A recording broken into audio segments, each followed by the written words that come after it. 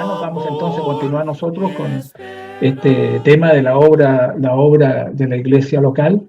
Hay una parte que quisiera, antes de dar el término, porque vamos a terminar hoy día, si Dios quiere, estas primeras 5 lecciones sobre la iglesia, y las cuales se las voy a enviar, porque así lo he hecho, y luego van a venir 5 lecciones más, y luego también voy a ir enviando todas esas lecciones. Así que hoy día vamos a terminar estas 5 lecciones que tuvieron que ver, vimos lo que es la iglesia, vimos el origen, el establecimiento, hablamos de una sola iglesia, hicimos un paralelo entre la iglesia universal y local, también, y ahora hemos estado en la obra y organización de la iglesia local. Estamos en esta parte de la obra, estas son 5 clases, y hoy día espero que las podamos completar. Antes de completar, quiero, en la parte de lo que, que ya hemos hablado, la importancia que tiene la predicación del Evangelio en la obra de la iglesia, expresamos que una de las maneras que la iglesia del Señor hizo su obra fue enviando, sosteniendo predicadores en diferentes partes. Y una de las cosas que también nosotros pudimos decir es que esa obra que hizo la iglesia local, porque esto es la obra de la iglesia local, fue exitosa. Se logró llevar la palabra, como vimos ahí en Colosenses 1:23, por el mundo entero, siguiendo este plan que Dios así lo estableció. Pero hay una parte más que tenemos que nosotros ver y que tiene que ver con la obra que hizo cada hermano, cada hermana, como miembro de la Iglesia del Señor. Cuando tocamos la parte de la benevolencia, vimos que la Iglesia tenía una parte en hacer esta obra, pero también en forma individual también la tenemos, en forma de cada persona, de cada miembro.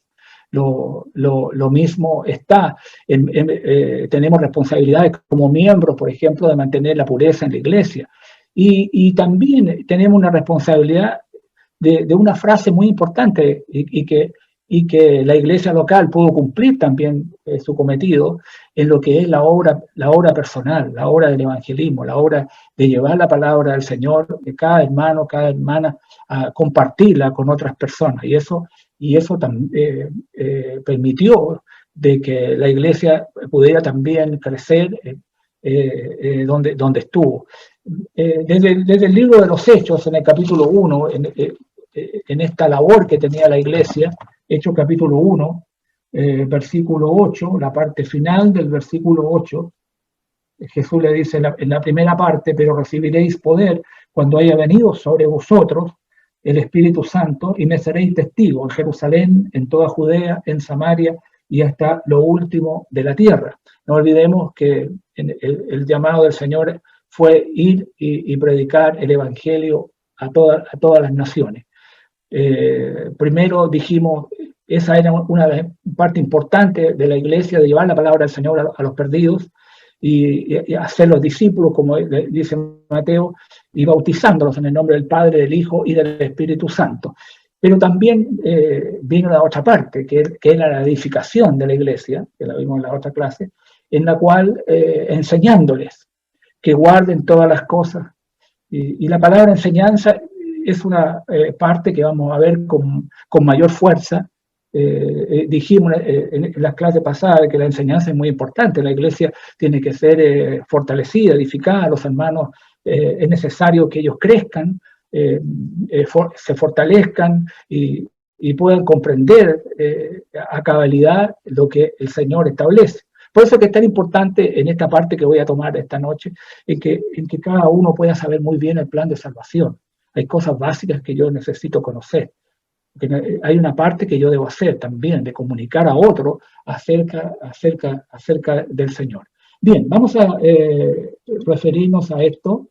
Voy a cerrar acá, si es que sale algo más largo.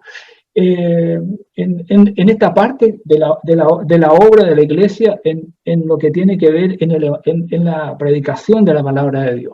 Vamos a fortalecer esta parte que la veo que es muy importante porque tiene que ver con los ganadores de alma del primer siglo. Vamos a ver esa parte, los ganadores de alma del primer siglo. Porque el Nuevo Testamento a nosotros nos da cuenta que hubo hombres y mujeres que fueron trabajadores personales muy efectivos, ¿no? De llevar la palabra del Señor. Fueron ganando almas para el Señor. Y tal vez a lo mejor estas cosas a nosotros nos pueden estimular para poder seguir este ejemplo de estas personas. Yo quiero comenzar primeramente con Ana, en el libro de Lucas, en el capítulo 2 del libro de Lucas, en los versículos 36 hasta el 38, donde hay una biografía de la vida de Ana. Hay una biografía de esta profetisa. Dice, estaba también allí Ana, profetisa, hija de Fanuel, de la tribu de Aser, de edad muy avanzada, pues había vivido con su marido 7 años desde su virginidad, y era viuda hacía 84 años, y no se apartaba del templo, sirviendo de noche y de día con ayunos y oraciones. Esta, presentándose en la misma hora, daba gracias a Dios y hablaba del niño a todos los que esperaban la redención de Jerusalén. Esto se dice, era una mujer devota, no se apartaba, es el versículo 37, del templo, sirviendo de noche y de día con ayunos y oraciones. Y hay una expresión en la vida de Ana muy importante que se ve en la obra personal que ella hacía.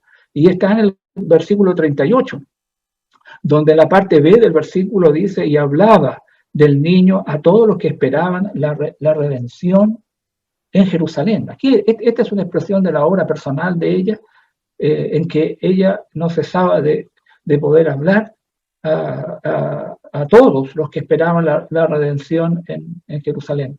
No se olviden, esta era una mujer de edad avanzada, ¿no? Era una edad avanzada y viuda, y mire usted, que en la manera en la que ella, en su labor personal, por eso que para la predicación de la palabra del Señor, de la enseñanza de las cosas de Dios, no hay edad para hacerlo. Ella era una mujer con bastante, el verso 37 dice que era una viuda hacía 84 años, que era viuda, así que estamos hablando de una persona de bastante edad. Ahora, ella hablaba de una cosa muy importante, de la redención. Hablaba del niño, hablaba de él como redentor. Y yo creo que el día de hoy, en estos días, hablar de estas cosas es muy importante. No olvidemos el libro de Romanos, en el capítulo 3. Bueno, la palabra redención tiene que ver con la obra que nuestro Salvador hizo hacia nuestras vidas.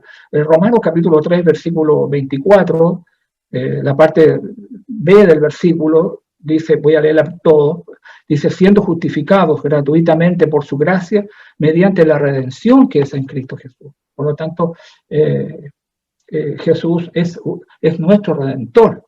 Y Ana ya estaba hablando y compartiendo de esta obra que haría Jesús. Así que es una verdadera,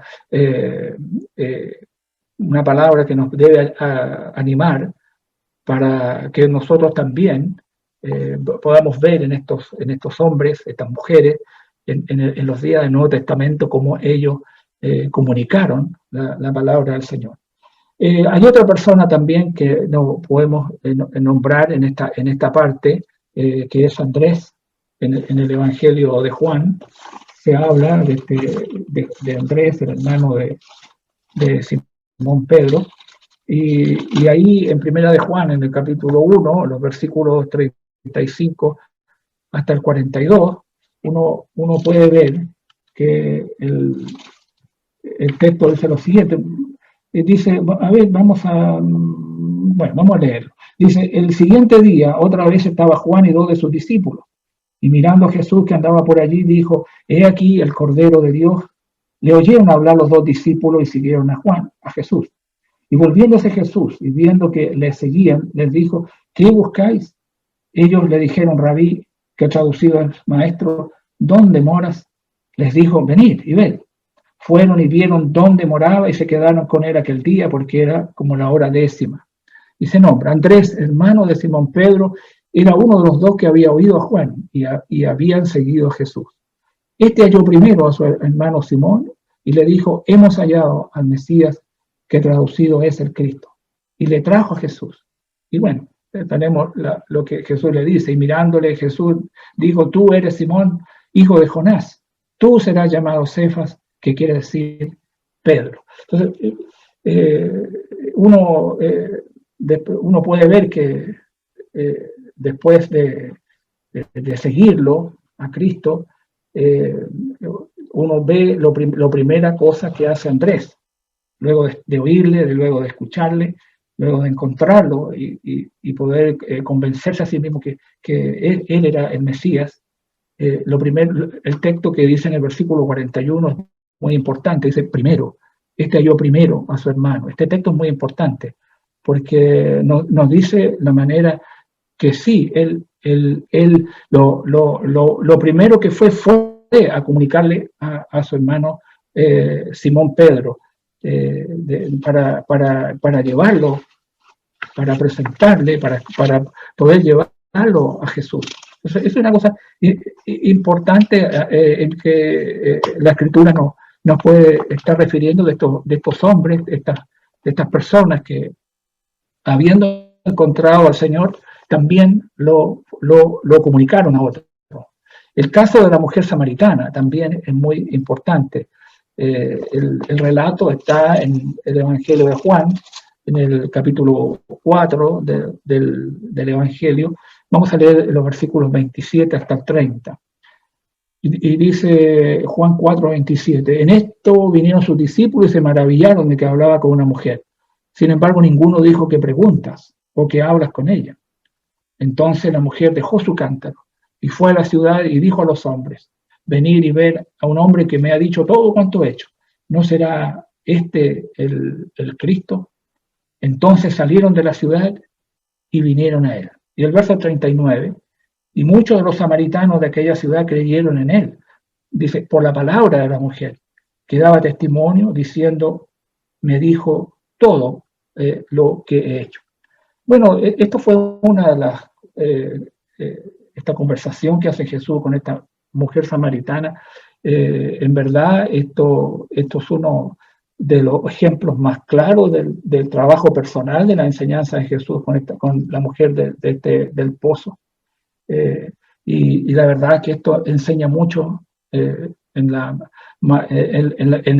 largo tiempo que usó Jesús y la mayor parte de poder comunicar la palabra del Señor a otras personas en forma personal. Aquí en este caso de la mujer, el texto del versículo 28 dice, la mujer dejó su cántaro. No olvidemos que ese fue lo principal de ella, de ir a buscar agua a ese pozo. El agua era muy importante, pero ya el agua ya no tuvo la importancia para ella que fue cuando era la intención de poder sacar agua de ese pozo. Deja su cántaro. Ahora hay algo más importante para ella. Hay algo más que la mueve a hacer. Dice la Escritura que ella fue a la ciudad y comenzó a hablarle a los hombres de aquella ciudad. Y aquí se indica lo que es cómo ella transmite esta palabra. Venir a ver a un hombre que me ha dicho todo cuanto he hecho. No será este el Cristo. Ella ya fue convencida ya. Jesús le convenció que él era el Mesías. Pero ella ahora trata de convencer a las personas de aquella ciudad de Samaria para que también ellos puedan reconocer que Jesús es el Mesías. Así que aquí ella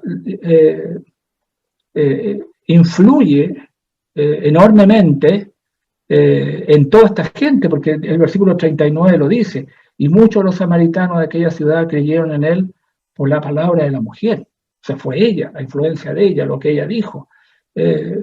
Suponga que ella no hubiese dicho nada, ¿Creen ustedes que aquella gente de aquella ciudad hubiesen creído en él? Los textos que vamos a ver de cómo en la iglesia del Señor la palabra de Dios se extendió por la predicación en la obra personal de hombres y mujeres, estos textos nos ayudan mucho a entender de la importancia que tiene la influencia nuestra, de lo que hablamos. Si nosotros callamos, nadie va a oír, nadie va a escuchar.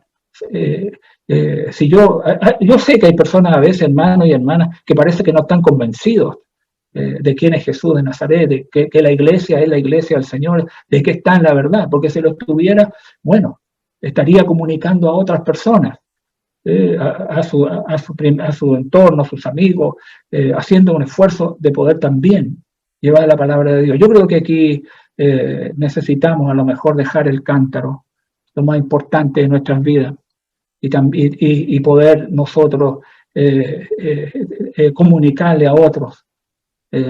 Hemos dicho que como el libro de Romanos, la importancia que tiene lo que el apóstol Pablo señaló ahí en Romanos, en el capítulo 10 de Romanos, a pesar que el libro de Romanos del capítulo 1, el apóstol Pablo en el capítulo 1, el versículo 14, dice a griegos y a no griegos, a sabios y a no sabios, yo soy deudor, dijo. Había una deuda que él tenía que pagar, de llevar este mensaje de la palabra del Señor a todos. Dice a griegos y a no griegos, a sabios y a no sabios, yo soy deudor. Y concluye, así que en cuanto a mí, pronto estoy anunciando el Evangelio también a vosotros que estáis en Roma. Esa prontitud, esa fortaleza, digamos así, esa pasión que siente Pablo, no debemos perderla, hermano. No debemos perderla porque es la única forma en que podamos llegar a cumplir la parte que nos corresponde de llevar la palabra del Señor. Bien, Romanos capítulo 10, ahí en el versículo 14, dice, ¿cómo pues invocarán a aquel en cual no han creído? ¿Y cómo creerán en aquel de quien no han oído? ¿Y cómo irán sin haber quien les predique? ¿Y cómo predicarán si no fueran enviados? Como está escrito, cuán hermosos son los pies de los que anuncian la paz y de los que anuncian buenas nuevas. Esto es tremendamente importante lo que el apóstol Pablo señala aquí a los hermanos en Roma, porque aquí se necesita un predicador, alguien que pueda hablar a otra persona. Ninguna persona va a poder ser salva si es que no escucha, si es que no oye, y tenga la oportunidad de obedecer o desechar, porque el hombre tiene ese libre albedrío. La salvación de la gente, nosotros siempre tenemos que entenderla del punto como Jesús la enseñó en Mateo capítulo 13, la parábola del sembrador. La salvación de una persona que no quiere oír la palabra de Dios y aceptarla y creerla y obedecer lo que Dios dice en su palabra, no es problema ni de la semilla, ni es problema del sembrador, es problema del corazón de la gente, es problema de las personas, es el problema de esa libertad que ellos tienen, que Dios ha dado y que el Señor no va a influenciar por ninguna otra manera, salvo solamente por la palabra de Dios. No se olviden que el Evangelio es poder de Dios para salvación. Es el único poder que tiene Dios para poder llegar a la salvación, que una persona pueda ser salva oyendo la palabra de Dios y tomando una decisión a lo que Dios dice, a este llamado que le hace el Evangelio, a poder salir de la oscuridad, a poder salir del reino de las tinieblas y poder venir al reino de Dios. Pero para eso hay una obra que se ve aquí en la Escritura, que se hizo y se practicó. Vamos al libro de los Hechos, ahora ya comenzando este tema, más llegando a otros textos del Nuevo Testamento. En Hechos capítulo 8, versículo 4, sabemos lo que sucedió con la persecución de Saulo de Tarso. La muerte de Esteban. Dice el capítulo 8, versículo 1, y Saulo consentía en su muerte. En aquel día hubo una gran persecución contra la iglesia que estaba en Jerusalén. Y todos fueron esparcidos por las tierras de Judea y de Samaria, salvo los apóstoles. No crea que fue por, en ninguna manera, ellos fueron gente muy valiente, no fueron cobardes, fueron gente muy valiente. Ellos no salieron, ellos se quedaron allí, vaya a saber las razones, pero ellos se quedaron, los apóstoles se quedaron, pero hubo una gran persecución contra la iglesia. Y dice, y Saulo asolaba la iglesia, entrando casa por casa, arrastrando a hombres y mujeres, los entregaba en la cárcel, pero los que fueron esparcidos, dice la escritura, pero los que fueron esparcidos, iban por todas partes anunciando el evangelio. Aquí tenemos los miembros de la primera iglesia, porque esta es la primera iglesia, esta es la iglesia en Jerusalén. Aquí vemos hermanos y hermanas haciendo un trabajo muy importante en esta persecución lo que sucede a los miembros de la iglesia, hombres y mujeres, llevaron la palabra del Señor. Y hubo un resultado de ir y esparcir, los que fueron esparcidos, iban por todas partes anunciando el Evangelio. El libro de los Hechos relata en el capítulo 11, en el versículo 19 hasta el versículo 21, este tremendo resultado que hubo de este trabajo personal, de ir y llevar la palabra al Señor. Dice el verso 19, ahora bien, los que habían sido esparcidos a causa de la persecución que hubo con motivo de Esteban, pasaron hasta Fenicia, Chipre y Antioquía, no hablando a nadie la palabra, sino solo a los judíos. Pero había entre ellos unos varones de Chipre y de Cirene, los cuales, cuando entraron en Antioquía, hablaron también a los griegos, anunciando el evangelio del Señor Jesús. Y la mano del Señor estaba con ellos, y gran número creyó y se convirtió al Señor. Entonces, aquí vemos el resultado de esta labor, de este trabajo que ellos hicieron, de predicar el Evangelio, ¿no? De predicar el Evangelio. La mano del Señor estaba con ellos, y el versículo 21, y gran número creyó, y se convirtió al Señor. Pero, bueno, uno ve todas estas cosas, y uno dice, bueno, hace la pregunta, ¿usted cree que estos resultados son posibles hoy? Es muy interesante poder respondernos sobre estas cosas, porque mire usted lo que hace esta pasión, lo que hacen estas personas de anunciar el Evangelio. Pueden haberse ido y haberse quedado callados. No. En las cosas de Dios tenemos mucho que decir. La iglesia local, los salvos, que ya dijimos, quienes componen la iglesia del Señor, los salvos, los que han sido admitidos de acuerdo a como Dios ha establecido para poder llegar a ser miembro de la iglesia del Señor. No tienen algo que decir. Tenemos mucho que decir. El Señor ha hecho una gran obra en cada uno de nosotros. Nos ha salvado, nos ha perdonado nuestros pecados pasados y nos da la vida eterna. Hay mucha gente que nunca ha oído el Evangelio. Si nosotros callamos, en realidad nunca van a poder ser salvados. Es importante que veamos dentro de las Escrituras. Yo tengo 8 clases sobre lo que es un ganador de almas. Hoy estoy solamente considerando una de esas clases para animarles a que puedan ver la importancia que tiene la iglesia, el trabajo personal, el trabajo de llevar la palabra al Señor, de hablar a otras personas, a no callar, ¿no? Hay que abrir la boca, hay que hablar del Señor. No es tiempo de estar en silencio, es tiempo de hablar. Y la mano del Señor, estoy seguro que va a estar con usted. Y sé que la obra del Señor va a traer grandes bendiciones a su iglesia local, porque esto es importante.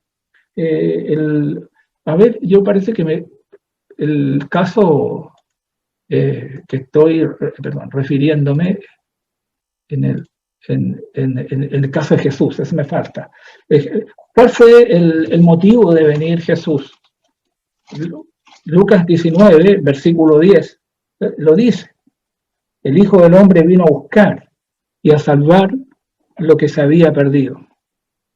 La verdad que a cualquiera que quiera usarlo, puede usarlo porque esto es como una predicación muy importante que ojalá le ponga fuerza para poder tratar de convencer a los miembros de la iglesia a la responsabilidad que hay de poder predicar y hablar a otros de la palabra del Señor. Esto es una de las obras principales a lo que vino Jesús. Jesús vino a muchos, son varias las cosas que vino, pero en este caso el versículo 10 dice, porque el Hijo del Hombre vino a buscar y vino a salvar lo que se había perdido. ¿Sabe usted que Jesús pasó bastante tiempo en enseñar a una sola persona? Ahora están estudiando los evangelios, ustedes van a poder ver, dentro de los evangelios hay 16 discursos, ya se los digo yo, hay 16 discursos. Si ustedes en un momento de su vida quieren ubicarlo, bueno, lean los 4 evangelios y vayan haciendo una lista. Yo ya las hice ya, por eso les puedo decirles, son 16 los discursos que dio públicamente.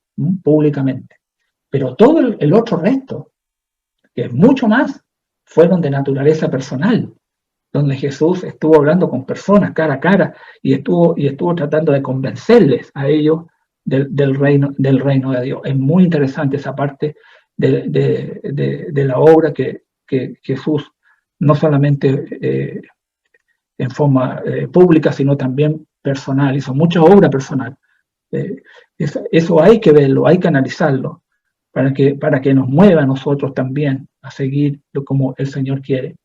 El caso de Felipe, que es otro ejemplo en el Nuevo Testamento, porque la obra de Felipe, uno la puede ver basada, él es un evangelista y tiene 2 áreas.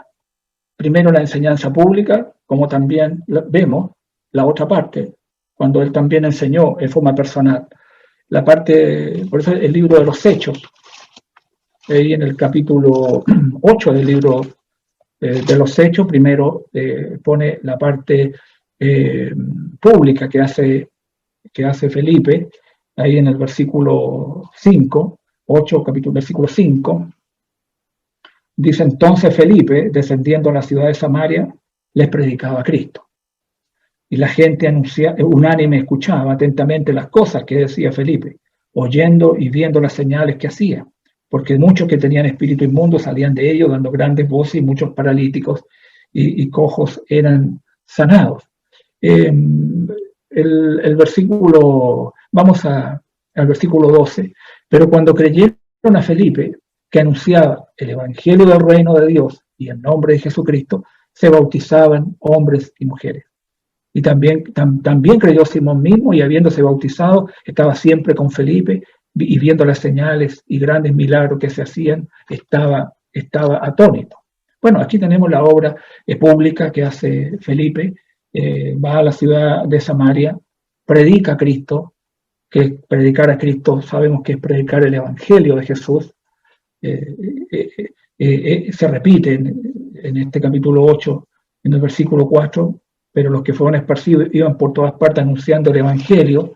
Y luego leímos aquí en el capítulo 12, donde el versículo 20, perdón, Hechos 11, versículo 20, hablando de los resultados de este trabajo personal que hicieron ellos, pero había entre ellos unos varones de Chipre y de Cirene, los cuales cuando entraron a Antioquía hablaron también a los griegos anunciando el evangelio del Señor Jesús.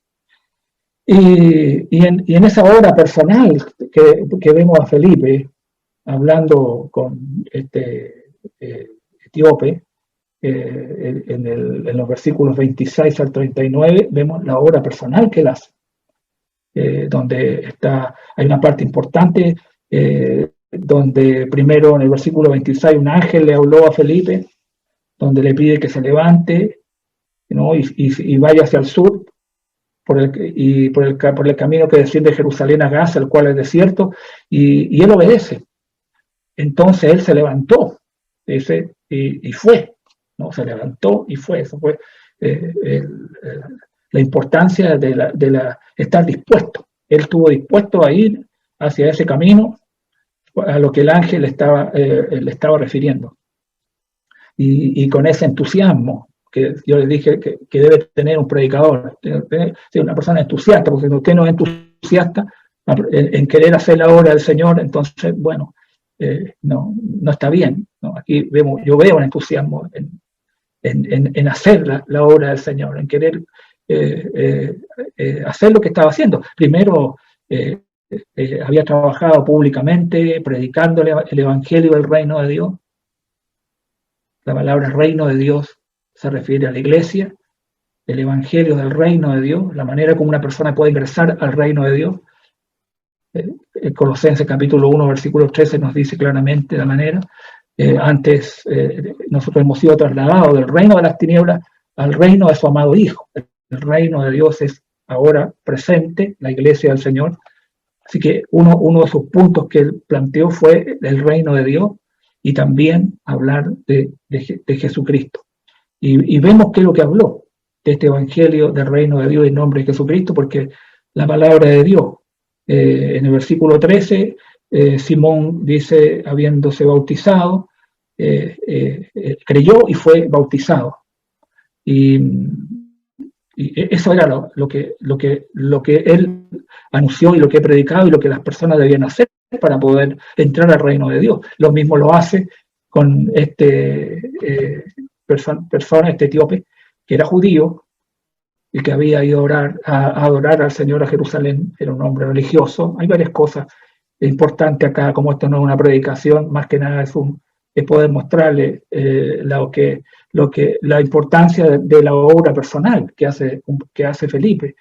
Dice el versículo 35, entonces Felipe, abriendo su boca y comenzando desde esta escritura, le anunció el evangelio de Jesús, que nosotros vemos cuál fue.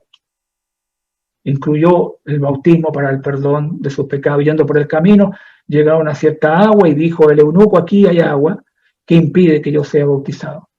Y Felipe dijo, si crees de todo corazón, bien puedes. Y respondiendo dijo, creo que Jesucristo es el Hijo de Dios, y mandó parar el carro.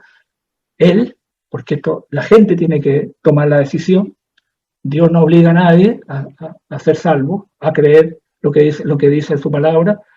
La persona tiene que tomar estas decisiones. ¿Quién mandó parar el carro? Ese es un excelente sermón. Y mandó parar el carro. Él mandó parar el carro. Y descendieron ambos al agua, Felipe y el eunuco, y le bautizó. Entonces, una de las cosas que yo hago siempre énfasis en este relato es que el Espíritu Santo le habló a Felipe, en el versículo 29, un ángel le habló a Felipe, el Espíritu habló, acércate junto de ese carro. Si Dios quisiera de que la gente fuera salvada de otra forma, no a través de oír el Evangelio del Señor, muy bien les puede mandar un ángel para que les hable, o el Espíritu Santo hablarle, pero nosotros sabemos que no es así. Las personas necesitan oír, necesitan que alguien les predique, necesitan que alguien les diga lo que hay que hacer, y bueno, ellos tomarán la decisión. Si no la hacen, van a ser engañados, si alguien no ama la verdad, no busca la verdad, en verdad va a ser engañado y al final se va a perder eternamente, pero la persona tomó su decisión. Muchas veces nosotros nos dolimos mucho porque nuestros a veces seres queridos que no son, mueren sin salvación y estamos muy tristes. Claro, podemos estar tristes. Dios también está triste por esta situación. No crean que Dios está contento por la perdición de una persona. Dios quiere que todos los hombres sean salvos y vengan al conocimiento de la verdad. Ese es el propósito de Dios. El amor de Dios es así, de enviar a su Hijo Jesucristo al mundo para salvarlo, ¿no? Para que los hombres encuentren la salvación. Pero si alguien se va al infierno, como el mismo Jesús lo dice, si alguien se pierde, porque el infierno no fue hecho para el hombre, el infierno fue hecho para el diablo y sus ángeles. Si alguien se quiere ir ahí, bueno, es su decisión. Las personas toman la decisión. Si alguien no quiere oír, no quiere escuchar, bueno, ni usted ni yo podemos hacer nada, porque los seres humanos, como hemos estudiado en el libro de Génesis, Dios con ese libre albedrío que tenemos. Nosotros, las personas, tienen que tomar la decisión. Bueno, tenemos acá, gracias a Dios, este texto de este hombre que tenía grandes cualidades, como ser un hombre que adoraba al Señor y que además leía la palabra de Dios. Hay una gran seguridad que personas que buscan al Señor el Señor también los busca, ¿no? También los busca, porque nosotros vemos el libro de los Hechos de los Apóstoles en el capítulo 17, haciendo este trabajo el apóstol Pablo, en los versículos 26, dice que Él ha creado todas las cosas. Dice, y de una sangre ha hecho todo el linaje de los hombres, para que habiten sobre la faz de la tierra, y le ha prefijado el orden de los tiempos y los límites de su habitación, pero con un propósito. Dios ha sido el que ha creado todas las cosas, el versículo 24 así lo dice, el Dios que hizo el mundo y todas las cosas que en él hay. O sea, Dios fue el creador de todas las cosas, y el versículo 26 nos lleva a Génesis, cómo lo hizo el Señor, cómo Él domina sobre todas las cosas. Él domina sobre todas las cosas de los hombres. Muchas veces nosotros nos ponemos nerviosos en las cosas que suceden. No, si Dios tiene el control de todo, Dios tiene el poder de todas las cosas. En sus manos está todo. Es cosa de leer el libro de Daniel y ver cómo era Él el que hacía su plan que Él tenía trazado para la salvación y la redención del hombre, se iba a cumplir. Y se va a cumplir. Y lo que Dios ha dicho en su palabra se va a cumplir. Nosotros tenemos que confiar simplemente en lo que Él dice. Ahora, ¿cuál es el propósito de Dios? Para que busquen a Dios. Es el verso 17, 27, para que busquen a Dios. Si alguien no quiere buscar a Dios, bueno, no lo va a encontrar. Pero si alguien quiere buscar a Dios, lo va a encontrar. Si en alguna manera palpando pueden hallarle, aunque ciertamente no está lejos, dice, de cada uno de nosotros. Hay mucha gente que tal vez tenga este buen deseo, pero necesitamos nosotros hacer nuestra parte para poder llevar la palabra del Señor. Esta frase que está en el Evangelio, en que, y les decía, dice, la mies a la verdad es mucha, más los obreros pocos. Por tanto, rogar al Señor de la mies que envíe obreros a la mies. Ojalá que esos textos a nosotros nos ayuden a poder animarnos, a fortalecernos, para poder hacer la obra del Señor. Bien, me queda una sola parte, vamos a ver si la puedo en estos 3 minutos que me quedan, que tiene que ver con la obra del Señor, que también me faltó, hablando de la obra de benevolencia. La iglesia del Señor es solamente sostenida por sus miembros. La iglesia del Señor no se sostiene por medio de rifas, bingo, qué sé yo, cosas así humanamente, no. Es sostenida por sus miembros y Dios tiene un plan para reunir los fondos y eso están mencionados ahí en 1 Corintios capítulo 16, versículo 1 y 2. No hay otra forma para poder tener el dinero suficiente y cumplir con la evangelización, con la edificación de los santos y la benevolencia. No hay otra forma como nosotros podemos hacerlo. En este caso la iglesia tiene una labor, ya hemos hablado de la parte individual que tenemos que hacer, pero esta es la labor de la iglesia. En cuanto a la ofrenda para los santos, haced vosotros también de la manera que ordené en las iglesias de Galacia, cada primer día de la semana, cada uno de vosotros ponga aparte algo, según hayamos prosperado, guardándolo, para cuando yo llegue no se recojan entonces ofrendas. Una de las cosas importantes es la palabra guardándolo, ¿no? Porque hay una palabra en el idioma original que tiene que ver con una tesorería. Hay una contribución que uno hace en lo que da a un tesoro común. Hay que hacerlo cada primer día de la semana, en forma proporcional, cada uno, ¿no? Y tenemos que hacerlo con generosidad y propósito de corazón, como la segunda de los Corintios, capítulo 9, versículo 6, versículo 11.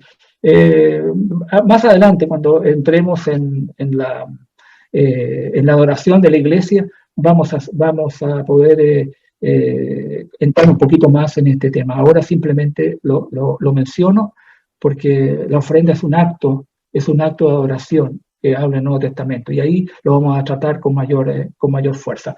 Hermanos, se termina estas primeros 5 lecciones, ahora viene 5 más, que tienen que ver la relación de Cristo con la iglesia, figuras que representan la iglesia y la adoración en la iglesia, el nombre de la iglesia del Señor, y manteniendo la iglesia pura, que son 5 estudios más que vienen ahora a continuación. Dios les bendiga.